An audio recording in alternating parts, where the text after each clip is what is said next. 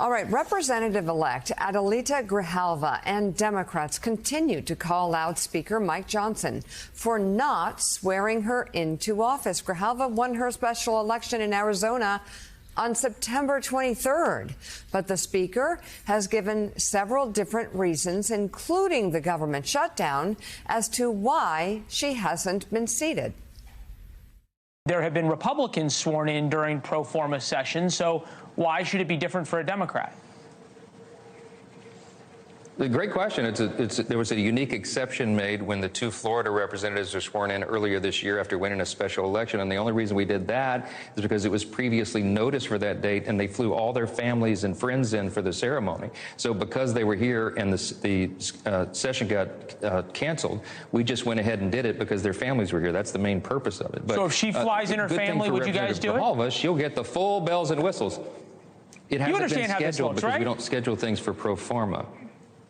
No, but they're trying to make an issue out of nothing. I've looked forward to welcoming her. She's congratulated for having won her father's seat. He served a long time. She'll have a great career. But, you know, again, these are distractions. We have to get the government open so that we can get all these regular processes working again. That's all this is. On Tuesday night, Grijalva and members of the Democratic Women's Caucus marched to Speaker Johnson's office to demand that she be sworn in. And Congresswoman-elect Grijalva joins us now. Thank you so much for coming on the show this morning. What else can you do? Let's look at how long it's been since you were elected as opposed to when you might be sworn in. Are there any avenues, perhaps when the government shutdown ends, that you could take to get sworn in? Well, there's no estimate into when that's going to happen. So my race was certified 2 days ago. It's been 22 days since my election. There are 3 other members of Congress that were sworn in under 24 hours. And here we are on day 22. And because Congress isn't open and the Speaker hasn't brought the Republicans back, there is no negotiating. There is no opportunity to work towards something that is going to, you know, get the government back open. So you obviously would like to start serving your constituents and can't do that without being sworn in. What do you think the reasoning is behind the delay? Speaker Johnson says we're in a government shutdown. It can't be done. There were the Florida issues where they'd had a special situation. The family was in town, but we're not going to call your family in town for this. So what do you think is behind this? The excuses are very, like, depending on the day, they just keep changing. So one time it was that the race wasn't certified, and then where it's pro forma. And so then it continued to like highlight the hypocrisy of your rules keep changing. And so there was a whole freshman class sworn in when the government was shut down. So this idea that Congress is not in session is this Speaker making that decision. This Speaker changing all of the previously scheduled voting sessions. So, Congresswoman-elect, what do you suspect then? If there's no good reason, what is the incentive for Speaker Johnson not to have you sworn in? Well, the timing is the fact that I am the 218th signer to the discharge petition for the Epstein files. That is the only thing that I can point to that differentiates me from the other 3 people that were just sworn in recently from their specials. And when you talk about those issues and the fact that there is a lack of transparency from this administration, that I think is the only thing that we can all point to that makes me different from any of the others. And you will be there on the Hill sooner or later, so you will continue to be that 218th vote. So that day is coming. It seems like they're just delaying it. Can I ask you an on-the-ground question in your district of Arizona? I mean, we talk a lot about the politics of Washington, but the job that you were just elected to do was to serve a whole bunch of people in Tucson and Yuma and towns across Arizona. Who do they call right now for constituent services? How does it work? They are calling one of our senators because when my father passed away and this election was called, all of the offices in district were closed on the 23rd of September. So there is nobody serving constituents. And that is the number one thing that we do as a member of Congress. And so my district has the 3 ports of entry with Mexico. There are a lot of needs, and we're in a government shutdown. So I cannot provide any services. And so fortunately, our senators Gallego and Kelly are working for the constituents in my community, but that's the job that they elected me to do, and I want to do my job. So, Congresswoman-elect, this comes against the backdrop of the Attorney General in your state warning that she could sue if you're not sworn in soon. Do you think that that is enough to change something here? And separately, on just your day-to-day here on the ground, you're kind of a member of Congress without being a member of Congress. You have an office, but you can't use the computers. One of your staffers had to bring their own printer. I mean, can you talk about that very strange experience? Yeah, it's basically a space. So the phones are redirected to a voicemail to direct people to either Gallego or Kelly, their offices, for support. And I do, as promised now, want to go out front to the Congresswoman-elect Adelita Grijalva. And I want everyone to notice as we look at her and where she is sitting. And Congresswoman, welcome. Unlike most lawmakers that we speak to here, you're not live from our usual Capitol Hill camera locations, not in a rotunda, which is because, despite the fact that you were elected 22 days ago, I know your staff says they're not fully credentialed and you don't have after-hours access to move around the Capitol, even though, of course, you won the election and are going to be a sitting member of Congress once you're sworn in. Have you gotten, Congresswoman-elect, any clear explanation from the Speaker as to when you might be sworn in? No. None. There has been no direct communication with myself and the Speaker. And when he made the comment about the other 2 members made an appointment and arrangements to have their swearing in, and their family and friends were here and supporters were here, where do I sign up for that?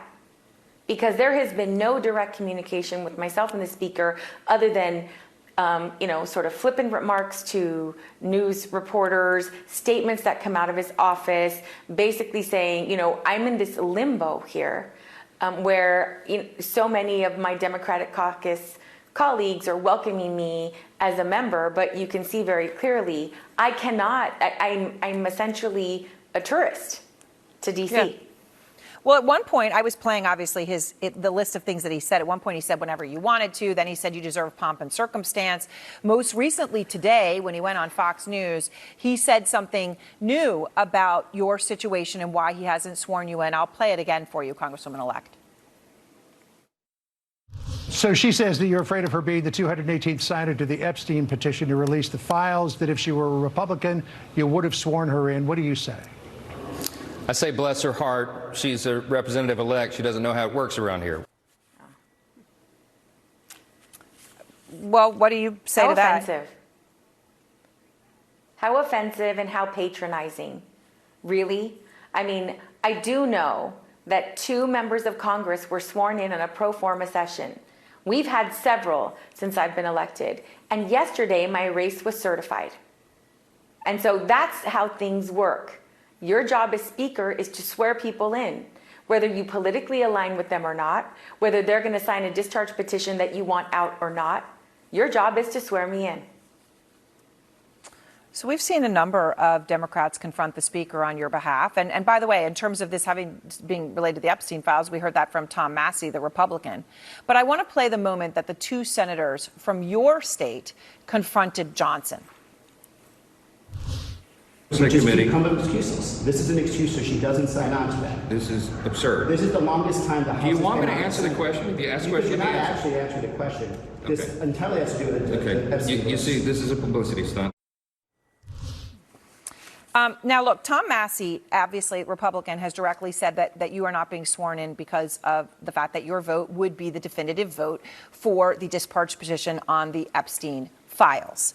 So he said that publicly. I am curious, though, Congresswoman-elect, as to whether any Republicans, even perhaps some who are not speaking publicly, have reached out to you. No.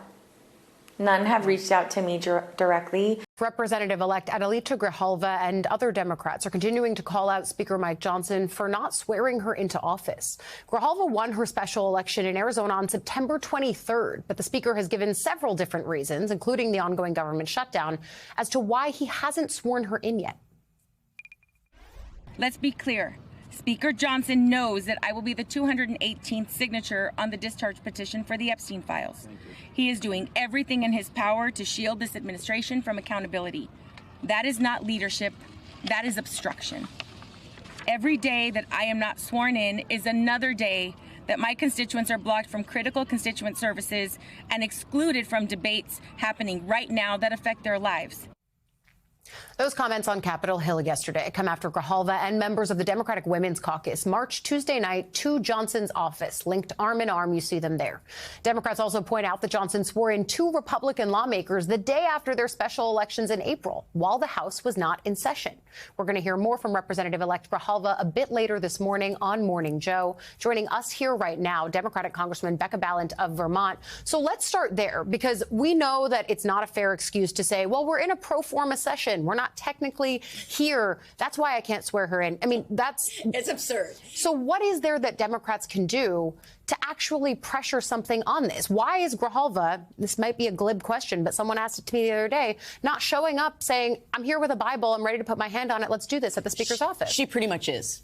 I mean, that's what I want people to know. She has done everything that she can do to make the case to the Speaker that the excuses that he is giving are not holding any water. He has sworn in Republicans in pro forma sessions. He has made sure that they are seated immediately. And here's the thing. I talked to Adelita yesterday. She said, I want Americans to know this isn't about me. Yeah. This is about the people of Arizona. They don't have representation right now. They deserve representation. And it should not be up to the Speaker of the House to decide which congressional district has representation. So she is there, she is in her office, and she's ready to do the work. And he needs to stop with the phony excuses. This is just about Epstein and Ghislaine and Trump and all the other rich and powerful men that are trying to be protected. There's nothing else that justifies or contextualizes the fact that this congresswoman hasn't been sworn in yet. Now, the broader shutdown, yeah, I think in part it is about keeping those files closed. I really do. They are literally in part shutting everything down to protect Donald and other rich and powerful men. 100%. It's also about other things right? Like it's about, regular stuff, regular GOP attacks on your health care. They want to steal your health care so that they can give tax cuts to billionaires. That's Republicans do that all the time, right? That's like number one on their to-do list almost every time. Screw working class, give money to billionaires. But the particular that they're not swearing this congresswoman in, that is only about Epstein. Because swearing her in doesn't change the math on the shutdown, right? Like the shutdown is, the Republicans still have enough votes in the House to keep their side on side on the shutdown question. But on Epstein, enough Republicans have flipped that if you bring this new congresswoman in, then all of a sudden there's enough votes to open up the files. So keep this in mind. This isn't about the shutdown. That might be the excuse, but the shutdown is about healthcare, and the shutdown is about tax cuts to rich people, and this congresswoman doesn't change the math in either the House or the Senate. But on Epstein, she does. And they're worried that, and it's a matter of when, not if, these files get released. Guys, to me, it's also a sign. I've said this before. This might not just be about protecting Trump. Republicans might have real worries here that if it's not just Trump, but maybe other top Republicans too.